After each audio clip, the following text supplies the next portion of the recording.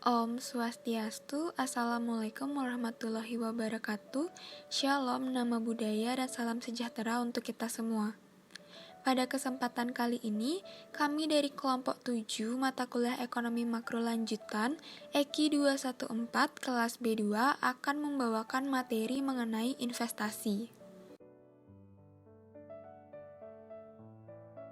Sebelum itu, seperti kata pepatah, tak kenal maka tak sayang, maka dari itu perkenalkan kami anggota kelompok 7 yang terdiri dari 6 orang, yaitu Friska Elvira Jihadut dengan NIM akhir 232, Christian Adi Putra Jelamu dengan NIM akhir 249, Nikomang Suari Anjani dengan NIM akhir 262,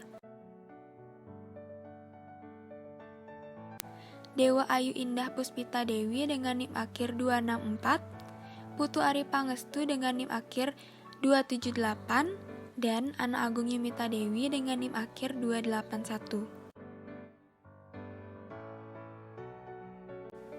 Sebelum beranjak pada materi, ada pun subbab materi yang akan kami bawakan, yaitu yang pertama, investasi tetap bisnis, yang kedua, investasi residensial, yang ketiga, investasi persediaan, dan yang keempat, peranan investasi dalam perekonomian.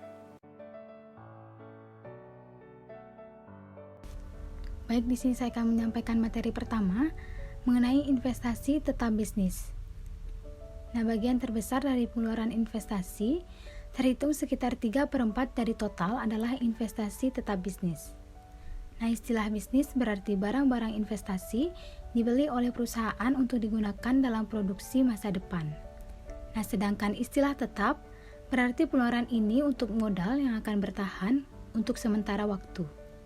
Nah, sebagai lawan dari investasi persediaan yang akan digunakan atau dijual dalam waktu yang singkat. Nah, investasi tetap bisnis mencakup segala sesuatu mulai dari perabotan kantor hingga pabrik, komputer hingga mobil perusahaan.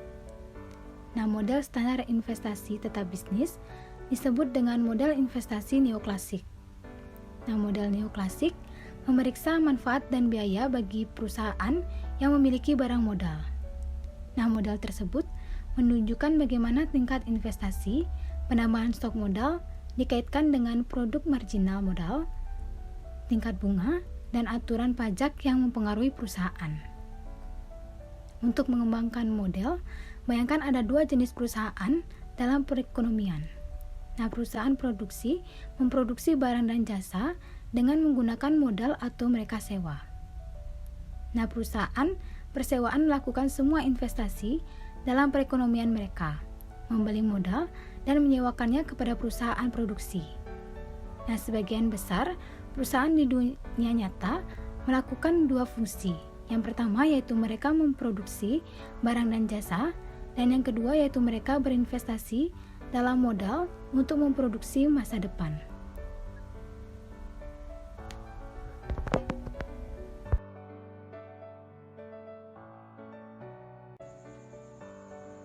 Baik, terdapat beberapa faktor dalam investasi tetap bisnis. Yang pertama yaitu harga sewa modal. Yang pertama-tama mari kita pertimbangkan perusahaan produksi tipikal. Nah, perusahaan ini memutuskan berapa banyak modal yang akan disewa dengan membandingkan biaya dan manfaat dari setiap unit modal. Nah, perusahaan menyewakan modal pada tingkat sewa atau R dan menjual outputnya pada harga atau P, sedangkan biaya real satu unit modal bagi perusahaan produksi adalah R per P, maka manfaat nyata dari satu unit modal adalah produk marginal modal atau MPK. Nah, dengan output tambahan yang diproduksi dengan satu unit modal tambahan. Nah, produk marginal modal akan menurun ketika jumlah modal meningkat. Nah, semakin banyak modal yang dimiliki perusahaan, maka semakin sedikit unit modal tambahan yang akan ditambah ke outputnya. Nah, bisa dilihat pada gambar dalam PPT, yaitu menunjukkan equilibrium di pasar sewa modal. Untuk alasan yang baru saja dibahas, maka produk marginal modal menentukan kurva permintaan. Nah, kurva permintaan miring ke bawah karena produk marginal modal rendah dan ketika tingkat modal tinggi. Nah, pada titik waktu manapun, maka jumlah modal dalam perekonomian adalah tetap, sehingga kurva penawarannya vertikal. Nah, sehingga sewa real modal disesuaikan untuk menyeimbangkan penawaran dan permintaan. Untuk melihat variabel-variabel apa saja yang mempengaruhi harga sewa equilibrium, maka perhatikanlah sebuah fungsi produksi tertentu.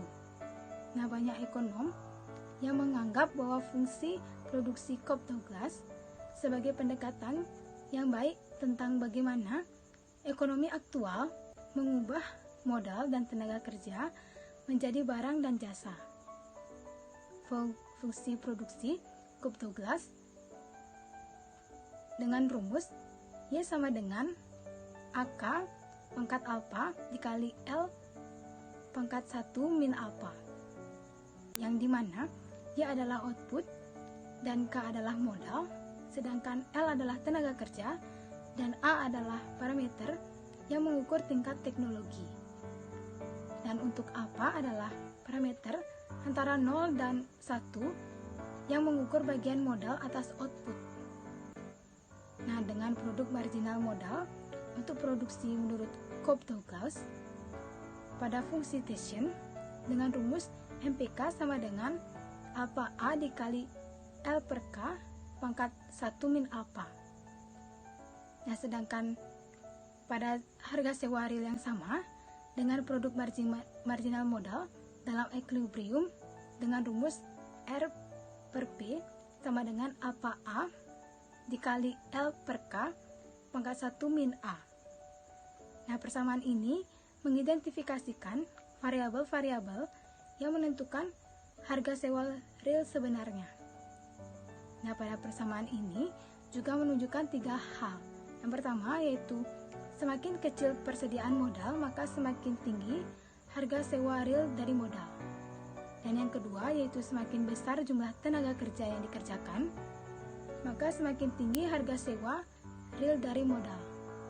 Dan yang terakhir yaitu semakin baik teknologinya, maka semakin tinggi sewa real dari modal.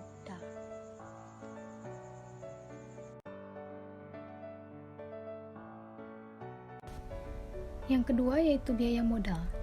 Nah, selanjutnya perhatikanlah perusahaan persewaan.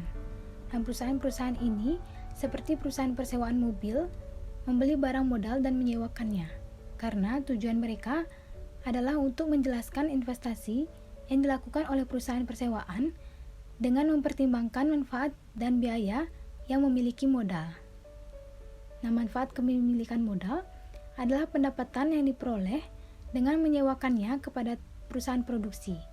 Nah, perusahaan persewaan menerima harga sewa real modal atau R per P untuk setiap unit modal yang dimilikinya dan disewakan.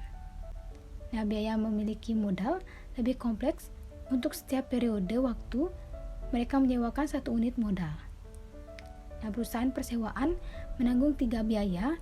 Yang pertama yaitu ketika sebuah perusahaan persewaan meminjam untuk membeli satu unit modal, maka mereka harus membayar bunga atas pinjaman tersebut. Nah, jika PK adalah harga beli satu unit modal dan I adalah tingkat bunga nominal, maka IPK adalah biaya bunga. Yang kedua yaitu sementara perusahaan persewaan menyewakan modal dengan harga modal yang berubah. Nah, jika harga modal turun, perusahaan merugi karena aset perusahaan telah jatuh nilainya. Jika harga modal naik, maka perusahaan memperoleh keuntungan karena aset perusahaan yang telah meningkat nilainya. Maka kerugian atau keuntungan ini adalah min delta PK. Yang ketiga yaitu sementara modal disewakan, maka mengalami penyusutan. Nah, jika delta adalah tingkat penyusutan, bagian dari nilai yang hilang per periode karena penyusutan, maka biaya depresiasi dalam dolar adalah delta PK. Nah, total biaya sewa satu unit modal untuk satu periode adalah biaya modal IPK min delta PK plus delta PK atau PK I min delta PK per PK plus delta. Nah, biaya modal tergantung pada harga modal, tingkat bunga, tingkat di mana harga modal berubah, dan tingkat penyusutan. Dengan contoh, biaya modal untuk perusahaan persewaan mobil. Nah, perusahaan membeli mobil seharga 10.000 US dollar masing-masing dan menyewakannya ke bisnis lain. Nah, perusahaan menghadapi tingkat bunga atau I sebesar 10% per tahun. Jadi biaya bunga atau IPK-nya adalah 1.000 US dollar per tahun untuk setiap mobil yang dimiliki perusahaan. Nah, harga mobil naik sebesar 6% per tahun, jadi tidak termasuk penyusutan. Nah, perusahaan mendapatkan atau delta PK capital gain 600 US dollar per tahun. Nah, mobil menyusut sebesar 20% per tahun, sehingga kerugian akibat penyusutan atau delta PK adalah 2.000 US dollar per tahun. Oleh karena itu, biaya modal perusahaan adalah biaya modal sama dengan 1.000 US dollar dikurang 600 US dollar plus 2.000 US dollar dengan hasil yaitu 2.400 US dollar. Nah, biaya yang harus dikeluarkan oleh perusahaan persewaan mobil untuk menyimpan mobil dalam persediaannya adalah sekitar 2.400 US dollar per tahun. Baik, mungkin sekian yang bisa saya sampaikan dan akan dilanjutkan oleh rekan saya. Terima kasih.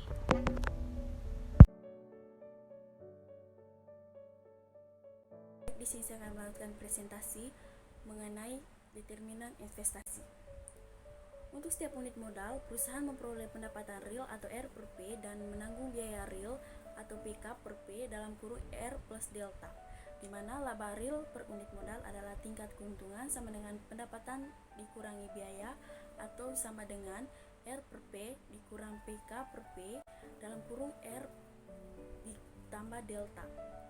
Karena harga sewa real dalam equilibrium sama dengan produk marginal modal, kita dapat menulis tingkat keuntungan sebagai tingkat keuntungan sama dengan MPK dikurang PK per P dalam kurung R plus delta. Perusahaan persewaan mendapat untung jika produk marginal modal lebih besar dari biaya modal, akan menimbulkan kerugian jika produk marginal lebih kecil dari biaya modal. Untuk perusahaan yang menggunakan dan memiliki modal, manfaat dari unit modal tambahan adalah produk marginal modal dan biayanya adalah biaya modal.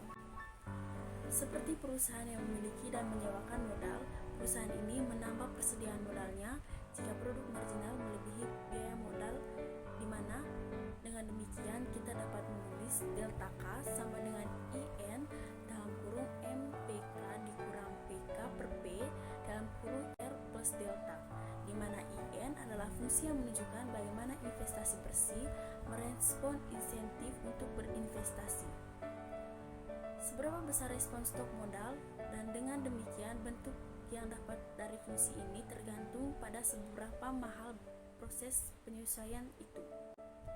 Sekarang kita dapat menurunkan fungsi investasi, di mana pengeluaran total untuk investasi tetap bisnis adalah jumlah dari investasi bersih dan penggantian modal yang diusutkan, di mana fungsi investasi adalah I sama dengan IN dalam kurung MPK dikurang PK per P dalam kurung R plus delta K.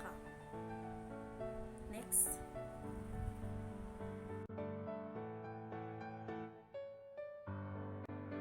Baik, teman-teman bisa memperhatikan gambar berikut, di mana gambar ini merupakan gambar mengenai investasi bergantung pada tingkat bunga. Model ini menunjukkan mengapa investasi bergantung pada tingkat bunga. Penurunan tingkat bunga real menurunkan biaya modal. Oleh karena itu, meningkatkan jumlah keuntungan dari memiliki modal dan meningkatkan insentif untuk mengumpulkan lebih banyak modal. Demikian pula peningkatan tingkat bunga real meningkatkan biaya modal dan menyebabkan perusahaan mengurangi investasi mereka.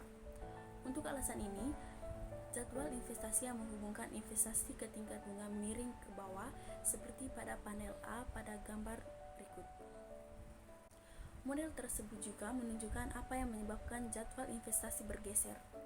Setiap peristiwa yang meningkatkan produk marginal modal meningkatkan profitabilitas investasi yang menyebabkan jadwal investasi bergeser keluar seperti pada panel B dalam gambar berikut. Akhirnya, pertimbangan yang terjadi karena penyesuaian persediaan modal ini berlanjut dari waktu ke waktu. Jika produk marginal dimulai di atas biaya modal, persediaan modal akan naik dan produk marginal akan turun.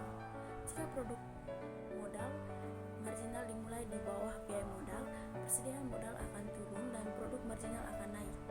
Akhirnya, ketika persediaan modal menyesuaikan pada produk marginal, modal mendekati biaya modal.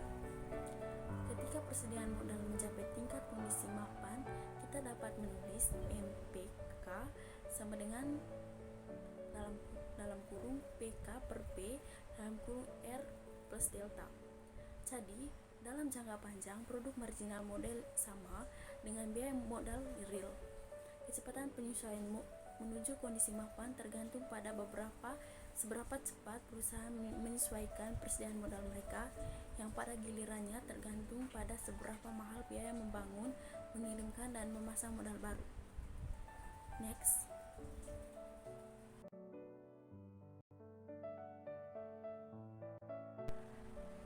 Baik, yang berikut adalah pajak dan investasi. Undang-undang perpajakan mempengaruhi insentif perusahaan untuk mengakumulasi modal dengan banyak cara. Terkadang, pembuat kebijakan mengubah undang-undang pajak untuk menggeser fungsi investasi dan mempengaruhi permintaan agregat. Di sini kita akan mempertimbangkan dua ketentuan terpenting perpajakan perusahaan, pajak penghasilan badan dan kredit pajak investasi. Pajak penghasilan perusahaan adalah pajak atas keuntungan perusahaan. Sebagian besar sejarah, tarif pajak perusahaan dikenakan oleh pemerintah federal Amerika Serikat adalah 46%. Angka tersebut diturunkan menjadi 34% pada tahun 1986 dan kemudian dinaikkan menjadi 35% pada tahun 1993 dan tetap pada tingkat tersebut pada tahun 2014. Pengaruh pajak penghasilan badan investasi tergantung pada bagaimana undang-undang mendefinisikan laba untuk tujuan perpajakan. Namun, karena definisi laba menurut undang-undang perpajakan, pajak penghasilan badan memang mempengaruhi keputusan investasi. Ada banyak perbedaan antara definisi undang-undang tentang laba dan definisi kita. Misalnya, satu perbedaan adalah perilaku terhadap depresiasi.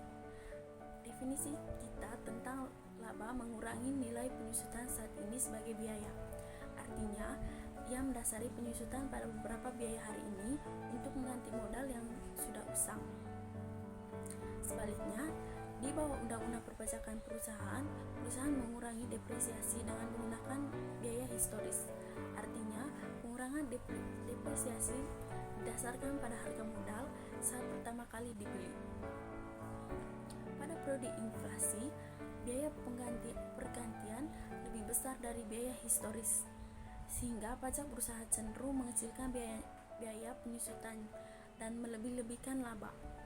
Akibatnya, undang-undang perpajakan melihat keuntungan dan memungut biaya pajak bahkan ketika keuntungan ekonomi adalah nol, yang membuat memiliki modal menjadi kurang menarik.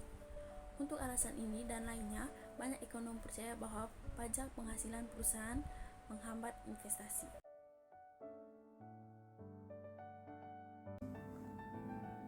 Baik, terima kasih atas kesempatannya. Baik, di sini saya akan melanjutkan presentasi yang berikut, pasar saham dan Q-Tobin. Banyak ekonom melihat hubungan antara fluktuasi dalam investasi dan fluktuasi di pasar saham.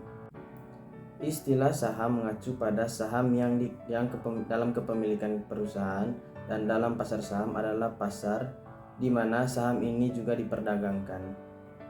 Harga saham cenderung tinggi ketika perusahaan memiliki banyak peluang untuk investasi yang menguntungkan, karena peluang keuntungan ini berarti pendapatan masa depan yang lebih tinggi bagi pemegang saham. Dengan demikian, harga saham mencerminkan insentif untuk berinvestasi.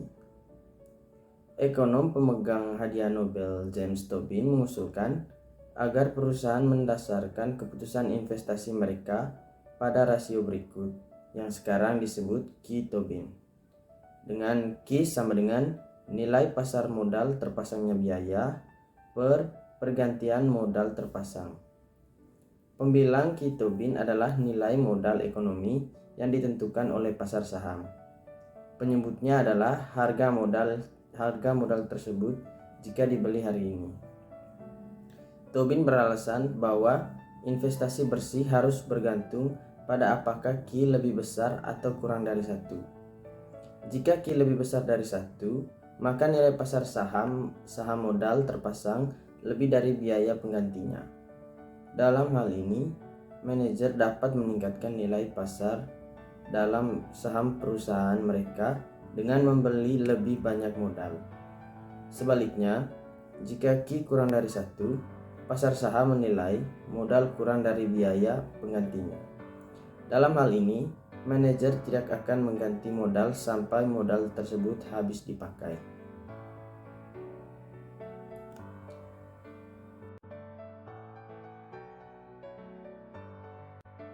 Berikutnya, kendala pembiayaan. Ketika sebuah perusahaan ingin berinvestasi dalam modal baru, katakanlah dengan membangun pabrik baru, seringkali perusahaan itu mengumpulkan dana yang diperlukan di pasar keuangan. Pembiayaan ini dapat mengambil beberapa bentuk, memperoleh pinjaman dari bank, menjual obligasi kepada publik, atau menjual saham dalam keuntungan masa depan di pasar saham. Model neoklasik mengasumsikan bahwa jika perusahaan bersedia membayar biaya modal, pasar keuangan akan membuat dana tersedia. Namun terkadang, perusahaan menghadapi kendala pembiayaan, batas jumlah dana yang dapat mereka kumpulkan di pasar keuangan. Kendala pembiayaan dapat mencegah perusahaan melakukan investasi yang menguntungkan. Bila sebuah perusahaan tidak dapat mengumpulkan dana di pasar keuangan, jumlah yang dapat dibelanjakan untuk barang modal baru terbatas pada jumlah yang diperoleh saat ini. Kendala pembiayaan mempengaruhi perilaku investasi perusahaan seperti kendala peminjaman mempengaruhi perilaku konsumsi rumah tangga. Kendala pinjaman menyebabkan rumah tangga menentukan konsumsi mereka berdasarkan pendapatan saat ini daripada pendapatan permanen. Pembiayaan kendala menyebabkan perusahaan untuk menentukan investasi mereka atas dasar kas mereka saat ini daripada probabilitas yang diharapkan. Untuk melihat dampak kendala pembiayaan, perhatikanlah pengaruh resesi singkat terhadap pengeluaran investasi. Resesi mengurangi lapangan kerja, harga sewa modal, dan keuntungan. Namun, jika perusahaan mengharapkan resesi cepat berlalu, mereka akan ingin terus berinvestasi, mengetahui bahwa investasi mereka akan menguntungkan di masa depan. Artinya, resesi pendek hanya akan berdampak kecil pada Ki-Tobin.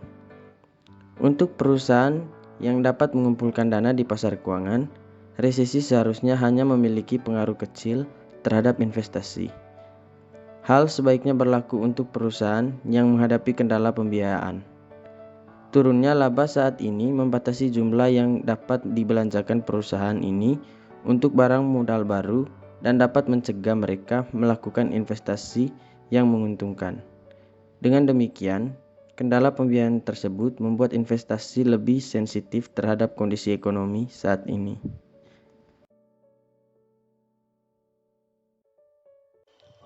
Baik, di sini saya akan melanjutkan presentasi mengenai investasi residensial. Investasi residensial mencakup pembelian perumahan baru baik oleh orang yang berencana untuk tinggal di dalamnya maupun oleh tuan tanah yang berencana untuk menyewakannya kepada orang lain.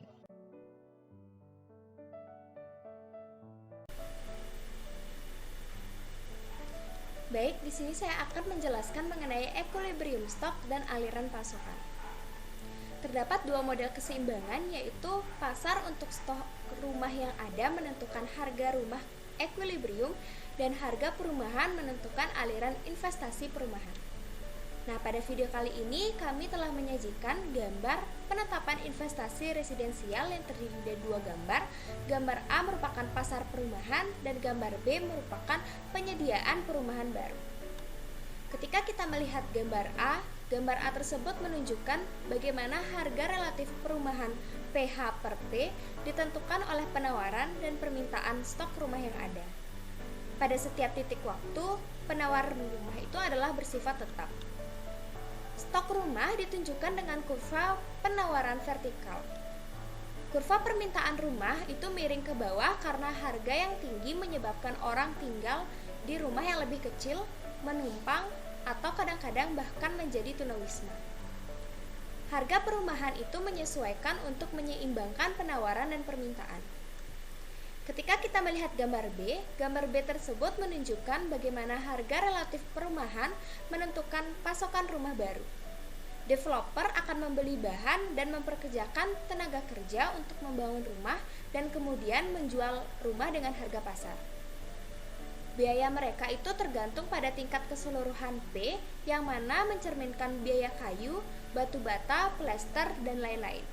Serta pendapatannya itu tergantung pada harga rumah sebesar PH. Semakin tinggi harga relatif perumahan, maka semakin besar insentif untuk membangun rumah dan semakin banyak rumah yang akan dibangun. Oleh karena itu, aliran rumah baru, investasi residensial bergantung pada harga keseimbangan yang ditetapkan di pasar untuk rumah yang sudah ada. Model investasi residensial ini itu mirip dengan Q teori investasi tetap bisnis yang sebelumnya sudah dijelaskan oleh rekan saya. Menurut teori Q, investasi tetap bisnis itu tergantung pada harga pasar modal terpasang relatif terhadap biaya penggantinya. Harga relatif tersebut pada gilirannya itu tergantung pada keuntungan yang diharapkan dari memiliki modal terpasang. Menurut model pada pasar perumahan ini, investasi perumahan tergantung pada harga relatif perumahan. Ketika harga relatif perumahan itu tergantung pada permintaan perumahan yang bergantung pada sewa yang diperhitungkannya dan diharapkan dapat diterima oleh individu dari perumahan mereka. Oleh karena itu, harga relatif perumahan akan memainkan peran yang sama untuk investasi residensial seperti untuk bisnis investasi tetap.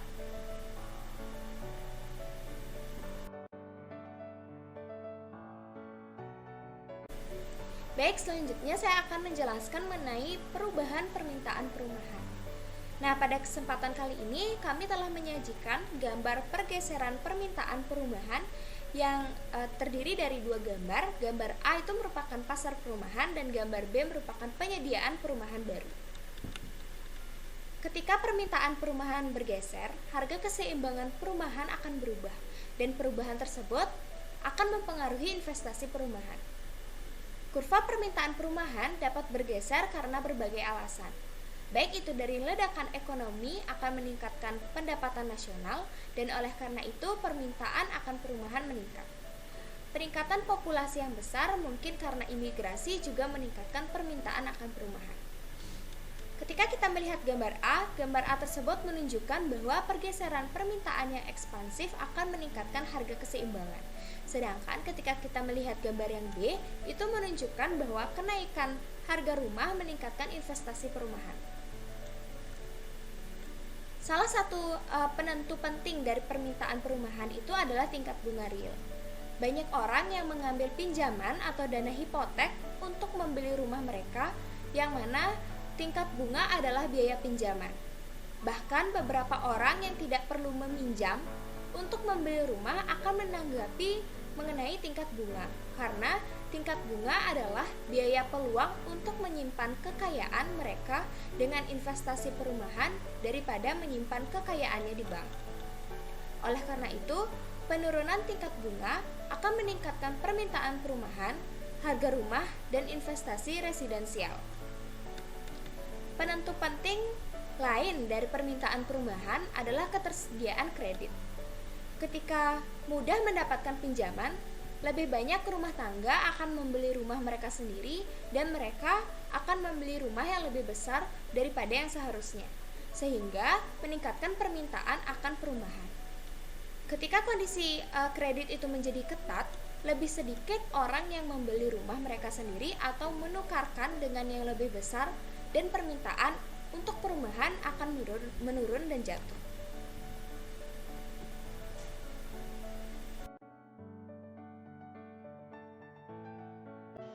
Selanjutnya mengenai fenomena investasi residensial. Contoh dari fenomena yang telah dijelaskan sebelumnya itu terjadi selama dekade pertama abad ke-21. Pada awal dekade tersebut, suku bunga rendah dan hipotek mudah didapat. Banyak rumah tangga dengan riwayat kredit yang meragukan atau disebut dengan subprime, yaitu peminjam dapat mendapatkan hipotek dengan uang muka yang kecil. Tidak mengherankan, pasar perumahan itu menjadi booming, yang mana harga perumahan naik dan investasi residensial kuat. Namun, beberapa tahun kemudian menjadi jelas bahwa situasinya itu tidak terkendali karena banyak dari peminjam subprime ini tidak dapat memenuhi pembayaran hipotek mereka. Ketika suku bunga naik dan kondisi kredit itu diperketat, permintaan perumahan dan harga rumah akan mulai turun dan jatuh.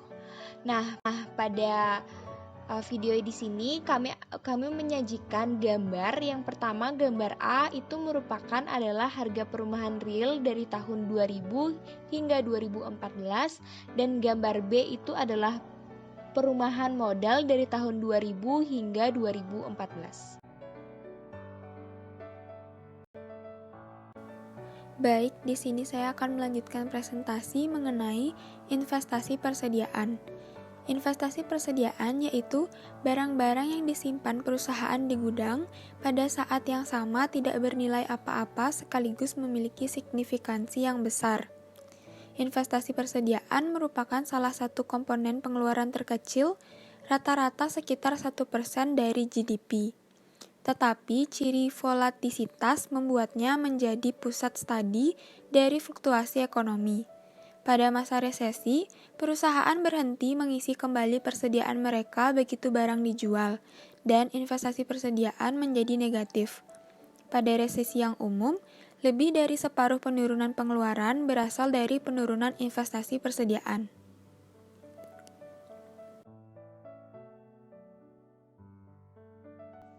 Baik, selanjutnya saya akan membawakan materi mengenai alasan menyimpan persediaan.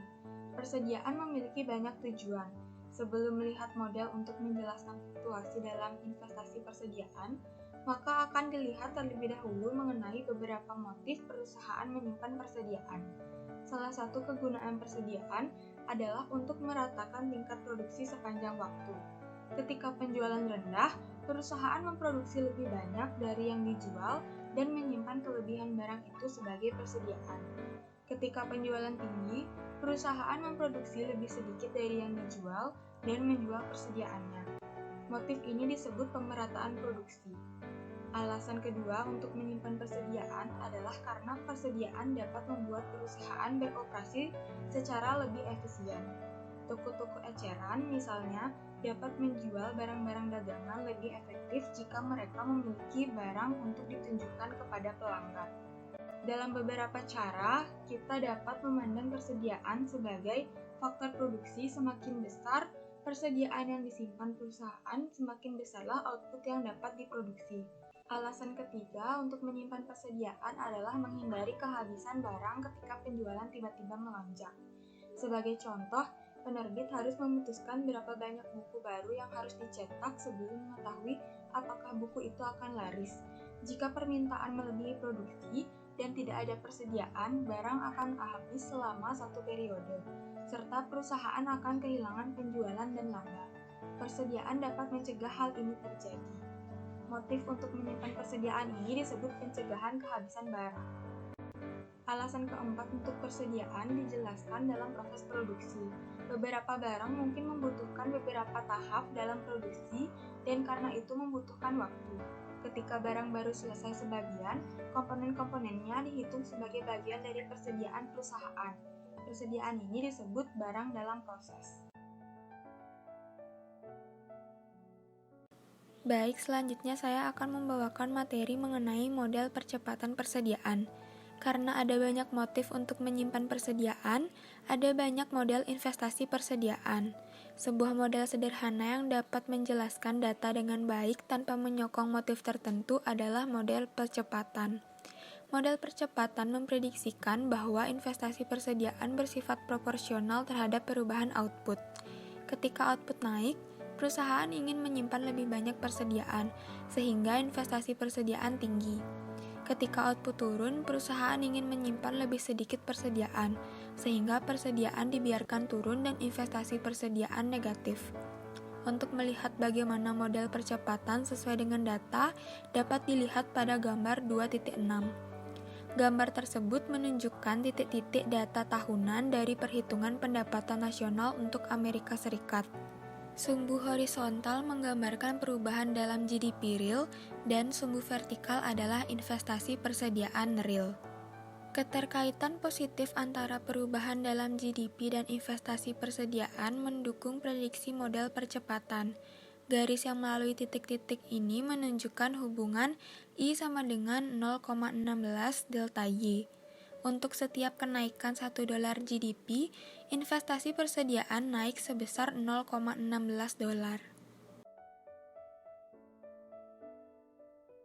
Baik, di sini saya akan melanjutkan presentasi mengenai materi persediaan dan tingkat bunga. Seperti komponen investasi lain, investasi persediaan bergantung pada tingkat bunga real. Ketika perusahaan menyimpan persediaan dan menjualnya besok, bukan hari ini, perusahaan itu akan kehilangan bunga yang dapat ia peroleh antara hari ini dan besok. Jadi, tingkat bunga real mengukur biaya oportunitas dari penyimpanan persediaan.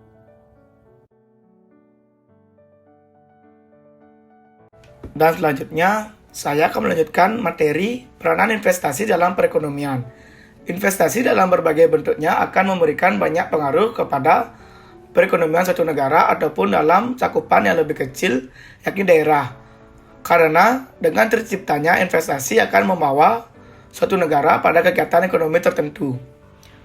Investasi yang akan berlanjut dengan suatu proses produksi akan menciptakan lapangan kerja, menciptakan barang-barang dan jasa untuk dipasarkan kepada konsumen, dan interaksi antara produsen, dalam hal ini investor, dan konsumen dalam menawarkan dan mengkonsumsi barang-barang atau jasa, dan pada gilirannya akan menciptakan kemajuan perekonomian dalam suatu negara. Pengaruh investasi terhadap pertumbuhan ekonomi suatu negara atau daerah dapat dilihat pula melalui multiplier effect yang ditimbulkannya. Suatu negara akan berkembang secara dinamis jika investasi yang dikeluarkan jauh lebih besar daripada nilai penyusutan faktor-faktor produksinya. Negara memiliki investasi yang lebih kecil daripada penyusutan faktor produksinya akan cenderung mengalami perekonomian yang stagnasi. Stagnasi merupakan suatu kondisi perekonomian dengan laju pertumbuhan yang lambat dan bahkan bisa nol. Kondisi ini dapat menimbulkan terjadinya pengangguran dalam jumlah yang relatif besar. Pemerintah Indonesia harus fokus 3 hal, yaitu ekspor, investasi pemerintah dan publik, serta konsumsi jika ingin mendorong peningkatan lapangan kerja baru serta menurunkan tingkat kemiskinan. Di samping itu, investasi yang dikembangkan pun harus lebih memihak pada penciptaan lapangan kerja. Membaiknya likuiditas keuangan global akan semakin mendorong masuknya aliran modal dari luar negeri sehingga menggerakkan kinerja investasi domestik dan daya saing perekonomian nasional. Melihat Indonesia, setidaknya ada 5 alasan mendasar mengapa Indonesia membutuhkan investasi asing saat ini. Yang pertama, penyediaan lapangan kerja. Yang kedua, mengembangkan industri substitusi impor atau menghemat devisa. Kehadiran penanaman modal asing dapat dipergunakan untuk membantu mengembangkan industri substitusi impor dalam rangka mengenai devisa. Yang ketiga, mendorong berkembangnya industri barang-barang ekspor non-migas untuk mendapatkan devisa. Yang keempat, pembangunan daerah tertinggal. Investasi asing diharapkan sebagai salah satu sumber pembiayaan dalam pembangunan yang dapat digunakan untuk membangun infrastruktur seperti pelabuhan, listrik, air bersih, jalan dan rel kereta api, dan lain-lain. Yang terakhir, alih teknologi. Salah satu tujuan mengundang modal asing adalah untuk mewujudkan alih teknologi. Dan ada beberapa anggapan mengenai manfaat investasi asing terhadap pertumbuhan ekonomi nasional sebagai berikut. Pertama, investasi asing akan meningkatkan daya saing industri ekspor dan merangsang ekonomi lokal melalui pasar. Kedua, atau sektor keuangan. Dan ketiga, sektor jasa atau pelayanan. Kedua, investasi asing akan meningkat pajak pendapatan dan menambah pendapatan lokal atau nasional, serta memperkuat nilai mata uang lokal untuk pembiayaan impor. Yang ketiga, pembayaran utang adalah esensial untuk melindungi keberadaan barang-barang finansial di pasar internasional dan mengelola integritas sistem keuangan. Kedua hal ini sangat krusial untuk kelangsungan pembangunan. Dan terakhir, sebagian besar negara-negara dunia ketika tergantung pada investasi asing untuk menyediakan kebutuhan modal bagi pembangunan karena sumber daya lokal tidak tersedia atau tidak mencakupi.